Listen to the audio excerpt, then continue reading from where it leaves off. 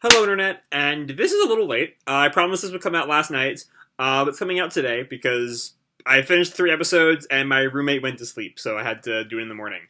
But yeah, this is my review for the first 3 episodes of Demon Slayer Kimetsu no Yaiba. It's great, first of all. We'll get into that, get into more detail in a little bit. Actually, let's just jump right on in. I don't have any when we last left our heroes, because this is the first episode. So that opening flash forward, the first shot of the very first episode, really good. It opens with this POV shot that, like, instantly puts us in Tanjiro's head as he's, like, desperately trying to save Nezuko's life. We don't know what's happened to her yet in this scene. We will find out very shortly, or if you read any of the promo material, you already knew going into this scene. But it doesn't really matter how we got here. It matters that we're here, and that Nezuko needs to be saved, and we're instantly kind of identified with Tanjiro in the first moments of the episode. But we do find out how we got here, because it is very important, for later on stuff. And so, what I was reminded of at the start of this episode, the other day, I ran into something arguing about the importance of, like, showing your characters being happy and living, like, happy lives before you put them through hell in order to, like, make your viewers care about their happiness. And that's definitely something I was thinking about while watching the beginning of episode 1.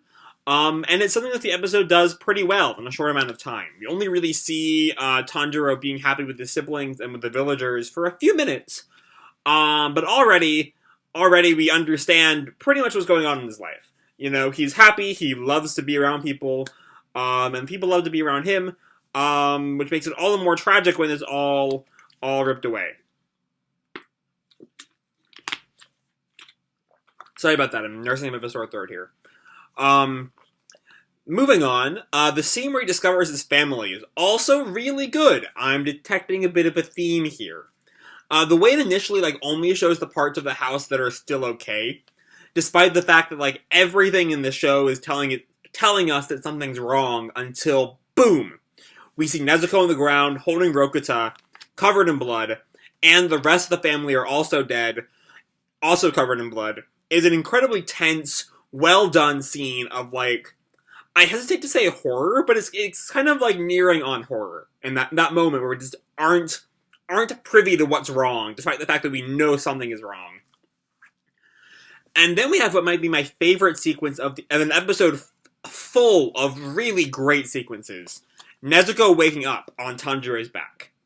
Like, her first movements are so small, practically imperceptible.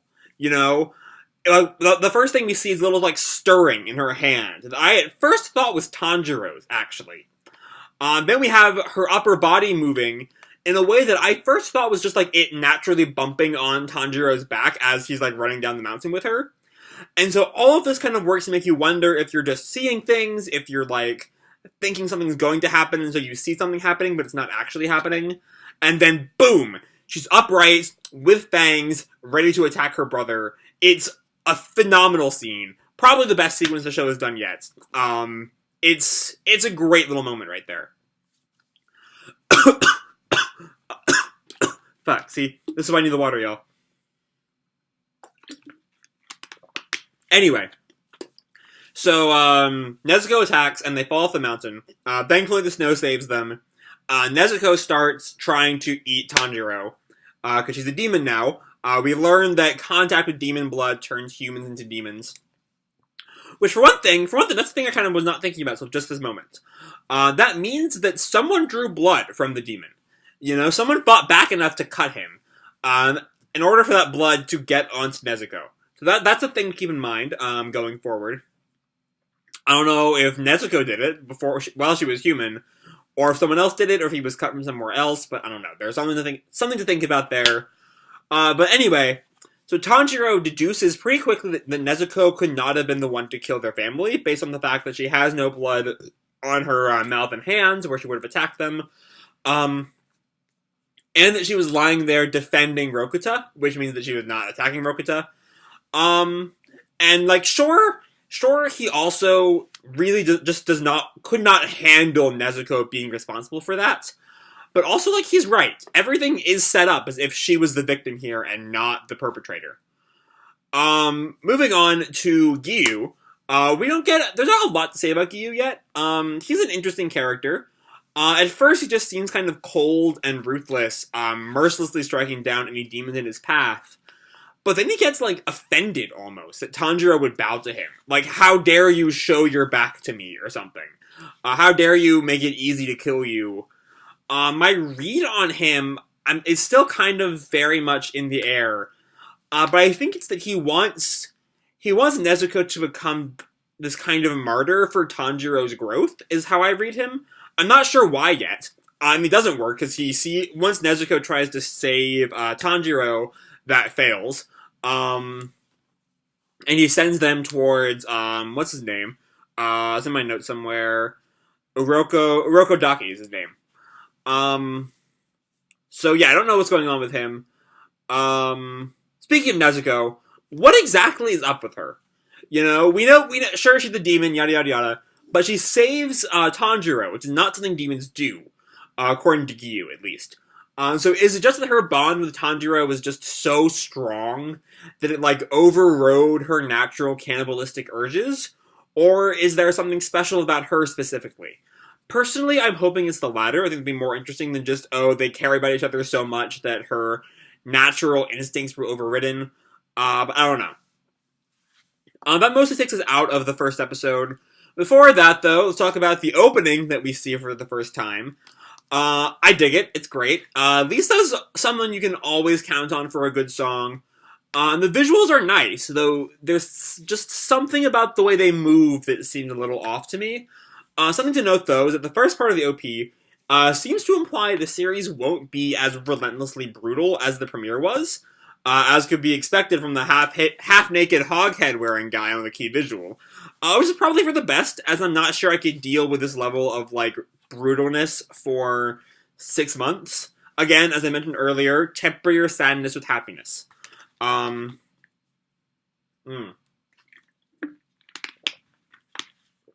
voice just ain't fun cutting it today, y'all. Anyway. So speaking of that comedy, we see that right away at the start of episode 2, with a pretty funny sequence of Tanjiro just, like, refusing to accept the farmer not wanting him to pay for a broken basket. That's a really funny bit. It's nice to have some comedy, as I've said. But we need to talk about Tanjiro and Nezuko's relationship in this episode, which is a little weird. Mostly it's really good. And I'm glad that Tanjiro still, like, sees Nezuko as alive. But her regression from, like, younger sister to, like, pet dog is kind of weird. He talks to her getting into the basket like she's a pet dog, which is odd. And that's something to think about even more, because we learn that demons aren't normally like that. If demons were all kind of mute and just animals, that'd be one thing. But the demon they meet at the temple can talk like a human. So what's up with Nezuko? Is it just because she was, like, just turned the next day? I don't know. One thing I did not bring up in the first episode is how ghoul-like this show kind of feels at times. Especially the second episode gives a very Tokyo Ghoul feel, especially in the shots of Nezuko, like, drooling, looking at the corpses. That's a very Kaneki first learning about its hunger kind of feeling. And it keeps that feeling, until Nezuko just, like, kicks the demon's head off. The demon's on top of Tanjiro, about to, like, kill him, and Nezuko runs over in a great POV shot, by the way. It has some great shots. This show as a whole has some phenomenal shots. And then Nezuko just, like, kicks his head off, which is admittedly a little reminiscent of Nishiki doing the same thing in Ghoul's premiere. But it leads to a delightful fight between Tanjiro and the demon's head, which is, like, sprouted arms and is attacking Tanjiro while the body fights Nezuko. Until Tanjiro nails the head to a tree with his axe, and, like, tackles the body off a cliff, nearly dies until Nezuko saves him.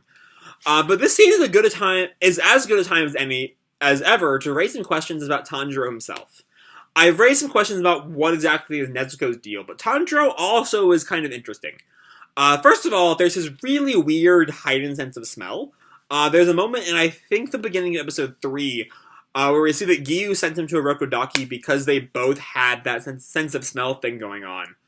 But like he can instantly pick out anyone's distinct scent, to the point that he knew there was one scent he did not recognize at the family massacre, and that it's not the demon from the start of episode 2. But also, when he headbutts the demon's head, he remarks that Tanjiro's head is hard as a rock, is his exact words. That's like not a human characteristic. You know, there's something up with Tanjiro, and I don't know what. Maybe he's a half demon? Is that a thing? I don't know. I'm just spitballing here.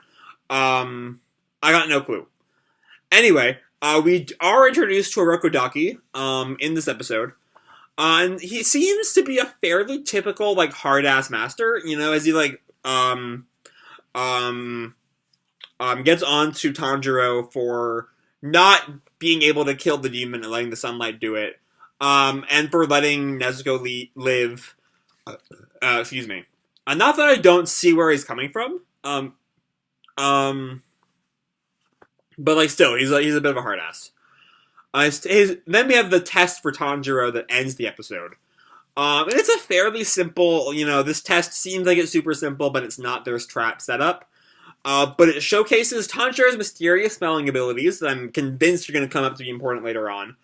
And the animator's incredible talents. That shot of Tanjiro running down the mountain is like shot from a low angle. It's really fucking good. Holy shit. It's phenomenal. Then the episode ends with Tanjiro being accepted as a Rokodaki student as he like makes it down the mountain right as the sun is coming up. And that ends episode 2. One more episode to talk about, and then we'll take a rest and do episode 4 later today.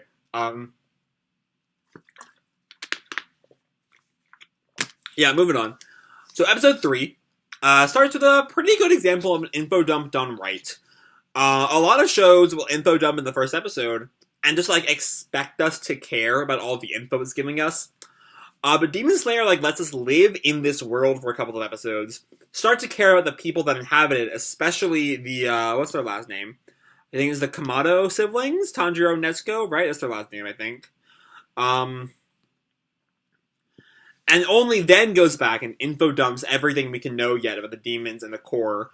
We don't find out who's in charge of the core. It's a mystery that I guess will be answered sometime later. But yeah, anyway, moving on to the actual plot of the episode. So Tanjiro's training montage is pretty fun. It's definitely the most slapstick the show's been yet. I can't imagine it's a tone the show is going to keep outside of like very select kind of like calm before the storm moments. So yeah, we see it a lot in the opening with Blonde Guy and Hog Boy, who I just love. The Hog Guy's design is my favorite thing ever. I love him. I've not met him yet, but I adore him. Yeah, also Nezuko has not woken up for 6 months. A year into the training, Tanjiro says 6 months, which implies that she was up for the first 6 months. I guess. I don't know though. Anyway, a year into the training, Rokodaki shows up and is like, hey, there's nothing else I can teach you. As soon as you can slice this fucking boulder, I'll let you up for the final selection. The final selection is the tests that potential Demon Slayers have to take before they're allowed to join the core. That's the thing we learn real fast. Keep that in mind. That'll be important next episode, which is titled Final Selection. Anyway. So I was expecting Rokodaki to take on the kind of long-term master role like Jiraiya takes in Naruto. But it seems like that won't be the case. So yeah, that's... I'm figuring he's not done yet, because there's still the mystery by episode's end of how he knows Malkomo, I think, and Sabito, or Mokomo, something like that. I don't know. But yeah, he's not going to be training Tanjiro, I imagine. Also, Tanjiro's reaction to learning he has to, like, cut a rock is, like, the perfect kind of understated comedy. It's great. Like, he, like, looks at Rokodaki and the rock, and he's like... And he thinks to himself, I have to cut the rock? I have to cut a rock. Can you cut a rock? Is that a thing? It's a great little bit. 6 months later, we're now a year and a half into Tanjiro's training. Tanjiro still has not broken the rock because it is a rock. And he meets a fox mask wearing guy with no scent and some very dated views of masculinity. And yes, I know this is the early 20th century, and that the idea that men should not acknowledge they have emotions was still very much in vogue until the end of the 20th century. It was a joke, don't get mad at me. Yeah, anyway. So, that's kind of our first hint that he might not actually exist, or he's a spirit or something. I'll talk about that at the end of the episode. But anyway, so Tanjiro and Sabito have a great first fight, but Tanjiro still gets, like, utterly annihilated by Sabito. Yeah, that's the thing. And so he trains for another 6 months, so we're now 2 years into the training. At that point, Malcolmo, I think is her name, or Mokomo, again, I don't remember, gives us this, like, pseudo-scientific explanation for the total concentration breathing, that I've seen described as similar to JoJo's, Hamon, from the first 2 parts. And Tanjiro trains like hell with it for another 6 months, and he finally beats Sabito. Except he doesn't, because Sabito never existed at all, or something, I don't know. He seems to have some kind of past with the Rokodakis. I mean, he probably existed in some way, but he fades away once, Tanjiro cuts his mask off, to reveal that Tanjiro had actually cut the boulder instead of Sabito. So he's passed the test and can now go on to the final selection, Seagull, next episode. For that, though, the ending is nice. Lisa does it again. The video is, I feel like, another good example of what I said way back at the start of this video, about tempering your sadness with happiness. We see Tanjiro, getting along with his siblings and with the townspeople, and it's great. We care about the Kamado siblings because we know that their life isn't nothing but bad times, and the ending does a good job of showing that. But yeah, that's really all I have for these 3 episodes. So let's do our episode retrospective. Yay! So this was an absolutely stunning set of episodes. Like, holy shit, this was incredible. We have phenomenal animation and great art, or just like the tip of the iceberg. They're all some of the best around, some of the best I've seen of that in a long time. The story, though, was great. The first episode is just about perfect, with about every scene coming together perfectly to either set up a creeping feeling of dread, or to set up mysteries with our protagonists. The second episode is also great as we learn more about this world, and our first real fight scene against that one demon, with the head. The third episode, admittedly, is a step below the first 2, but it is so by being just pretty good, as opposed to, like, incredible. With the final selection coming up next week, though, the training should be done for now, and we can move on to whatever this incredible story has planned for us next. Next time, the final selection. Will we get to meet my Hog son? That's the real question. That's really all I have to say for these 3 episodes. Hope you all enjoyed the episodes themselves and the video. If you did, feel free to drop me a like or subscribe or, do whatever makes you happy. And remember, your life is your own, okay? Bye.